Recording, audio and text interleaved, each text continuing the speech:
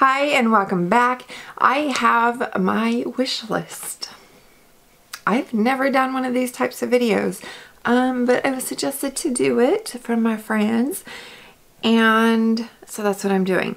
I have a few items. I have 1, 2, 3, 4, 5, 6 items that I want. Yes, I'm on a low buy, but there's still stuff that I want, so I'm gonna go over them. I'm gonna pop up the picture right here. These are like promo photos that I have screenshotted from various websites so that you guys know what I'm talking about. The first item on my list is the Sonia G Face Two brush. I want it.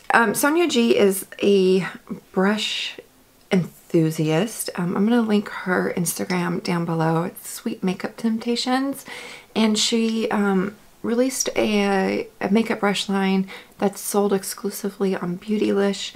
At first it came out as a set, and then she released them as singles, and whenever they were released as singles I picked up 4. So I have the Worker one, which is a big like fat one. And then I have the Sculpt one, which is this huge fan brush. Oh, I love it. It's like really good for contour and bronzer, which I should blend that out. And then I've got the Builder one, which is really nice for metallic shadows. And then the Crease one. It's a super pointed crease brush. I like them, but they're really pretty. Like the handles are really nice. They're thick and they have a good weight to them. But I want the Face Two brush because it's a blush brush. I'm obsessed with all brushes, but blush brushes are just like, I'm always looking for good ones. At some point I am going to buy the Face Two brush. It has really good reviews on Beautylish, just like all of these brushes have great reviews, and I like buying them singly because it's just better, I guess, monetarily to buy more expensive brushes singly, but these are great, and I'm excited to get the Face Two brush at some point. The next item that I want is Urban Decay's Double Team mascara. I don't even know how much this is going to cost. I'm going to assume between like $25 and $30, but I really want that blue one. I don't know why. I just want that blue one, and I'm really gearing towards the pink one too.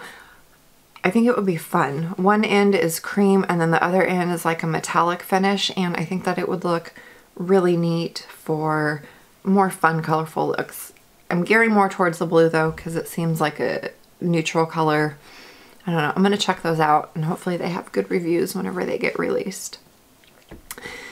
Another item that I want is the Viseart Editorial Brights palette. I've never tried Viseart shadows.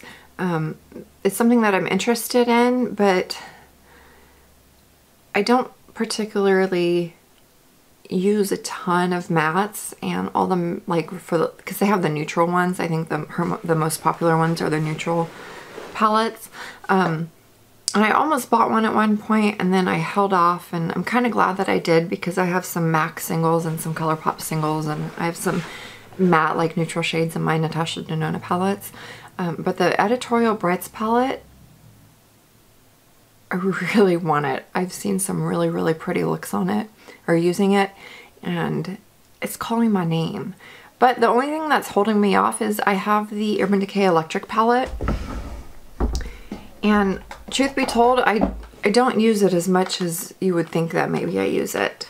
Like, I have little progress in this palette.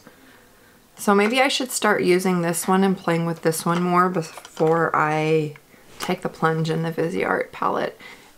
The next thing that I want, which is kind of like, okay, this is cool, and it reminds me of the Stila glitter and glow thingies, is the Cover FX Shimmer Veil. I, in particular, want the shade Amethyst. It has a little bit of a purple tone to it, but it's $28, and that's kind of a lot of money for something that I don't think that I would use all the time, because I rarely reach for the 2 Stila ones that I have.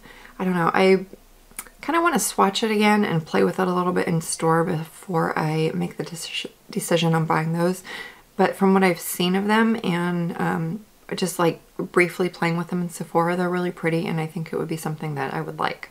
Anastasia Beverly Hills just released a bunch of bronzers. Not a bunch, I think there's like 6 bronzers, different levels of bronzer colors. The 2 that I'm particularly interested in is Tawny and Rosewood. For $28, I think that's not too bad of a price. It's cheaper than my Bobbi Brown one.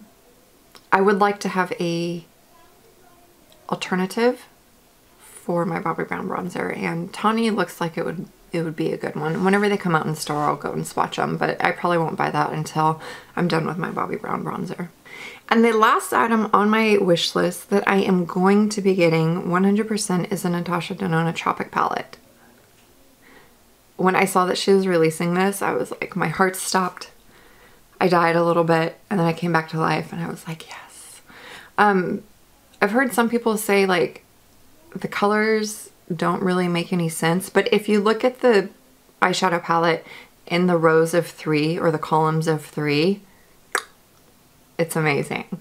So amazing. And my eye was like jumping back and forth between all of the shades, and I was like, oh, there's some good colors in there. Some really good colors. I will be getting the Tropic palette. I absolutely adore Natasha Denona eyeshadows. They're my babies. They're my babies. And I've already told myself I'm basically going to purchase any big palette that she comes out with. The little mini sunset one, I'm not as drawn to that one, maybe because I feel like the shades are pretty basic compared to the Tropic palette. I don't have the sunset palette, so I don't really need a companion to it. I have the ColourPop Yes Please, but I don't know, the colors in that little mini one, the mini sunset, just weren't as exciting to me as the Tropic palette. I'm getting that thing. I'm so getting it. I'm so excited. I'm so excited. I'm already signed up for the release email through Beautylish. That's gonna be a good day. I really, really like her palettes. All right, that's all that's on my wish list. I will update, you know, on any of these things if I ever get them in. The cool thing about wish lists is that it's things that you wish you had. Sometimes you buy them, sometimes you don't, and sometimes your opinions change. Yeah, so that's about it. All right, that's it. Thank you so much for watching. Let me know what is like your #1 wish list item and if you think that you will ever get it. All right, have a wonderful rest of your day, and I will see you in the next one. Bye. My Sephora wish list is pretty like, because I was looking at it, and it must have been a really old wish list because there was stuff on there that they didn't even carry anymore, which was kind of funny. All right, that's it. Thank you so much for watching. Let me know what is